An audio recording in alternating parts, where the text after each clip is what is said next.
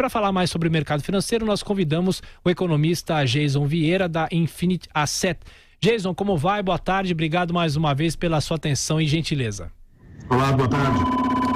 Ô Jason, falando sobre o mercado financeiro, as especulações hoje ficam por causa da política ou também há algum componente econômico, de indicadores ou alguma interferência do mercado externo? Hoje nós temos mais uma interferência local mesmo. Os indicadores externos estão mais calmos. Hoje não teve nenhum indicador relevante na agenda macroeconômica nem microeconômica, não teve nenhum balanço sendo divulgado. E nesse momento, se a gente observar o dólar internacional, inclusive, ele está em queda, comparativamente a uma cesta de divisas. Então, o que nós temos agora é a Bolsa de Valores local tentando acompanhar, obviamente, o cenário externo, que está positivo nesse momento por conta das negociações da China com os Estados Unidos, mas, ao mesmo tempo, o componente político tem pego no dólar e na curva de juros. Bom, e se o componente político vem interferindo no mercado, a campanha só está começando, então é possível esperar outras interferências do quadro político, Jason? A tendência é essa agora, vai aumentar a sensibilidade exatamente pela indefinição que tem no quadro, que é muito grande. É muito difuso o resultado das pesquisas, dependendo da fonte da pesquisa vai ter um resultado mais favorável a um candidato ou a outro.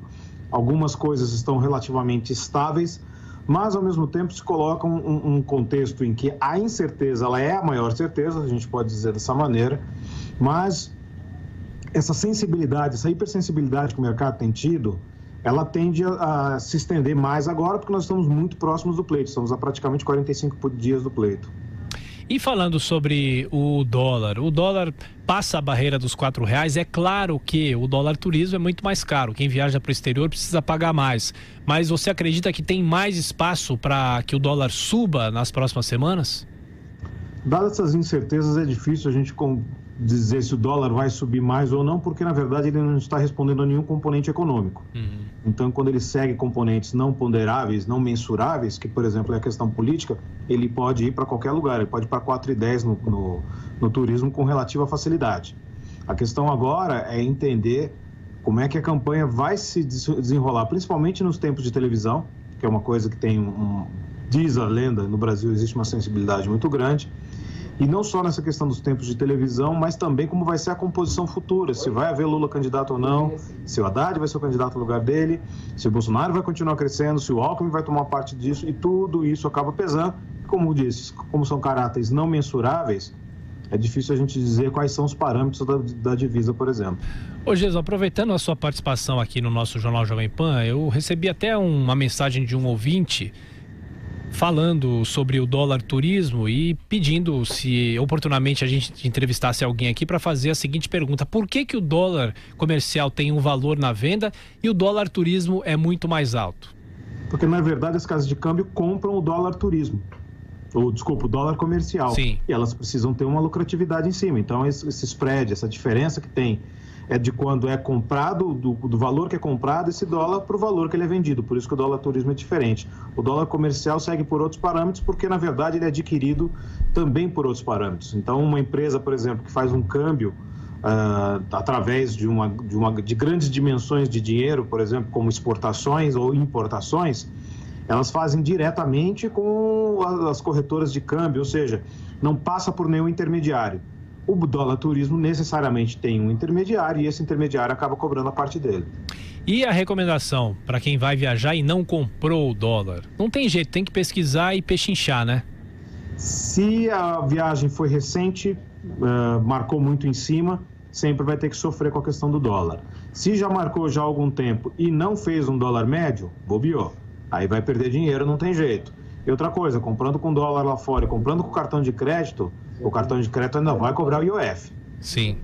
Agora, falando sobre o cenário externo, você destacou que no exterior os investidores têm essa expectativa sobre as conversas entre Estados Unidos, China nessa semana, com uma expectativa de que possa haver alguma trégua nessa disputa comercial entre os dois países.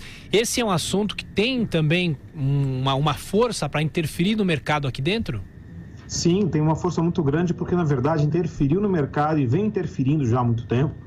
Se nós resumirmos o elemento, é o elemento Trump, porque a questão da Turquia, a questão da China, todas essas questões de guerra comercial estão todas baseadas nas decisões ou nos tweets de Donald Trump. Então, ele tem sido uma fonte grande de volatilidade.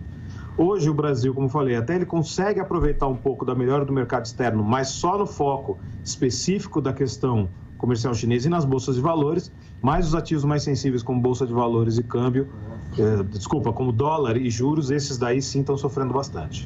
E só mais uma pergunta, Jason, falando ainda sobre o dólar, a informação é de que nessa segunda-feira o Banco Central fez um leilão para tentar interferir no mercado de câmbio. O governo ou a equipe econômica especificamente, o Banco Central especificamente, vem atuando de forma correta para tentar segurar a cotação ou tem que deixar flutuar, ou deveria deixar mais o dólar, tentar segurar um pouco mais o dólar?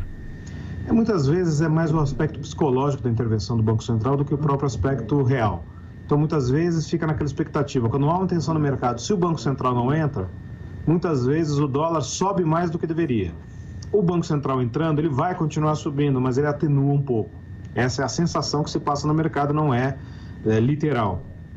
Então fica essa questão, o Banco Central deve atuar sempre que houver tensão no mercado, mas não na tentativa de alteração de tendência, que isso é uma coisa muito difícil de se fazer, principalmente quando o mercado está pesado numa tendência. O Banco Central, para ir contra o mercado, por maior que ele seja, o custo seria muito elevado. E duraria um dia, por exemplo. Pois não. Economista Jason Vieira. Jason, mais uma vez, obrigado pela sua participação, também por imagens aqui no nosso Jornal Jovem Pan. Bom trabalho. Boa semana. Obrigado. Boa tarde a todos.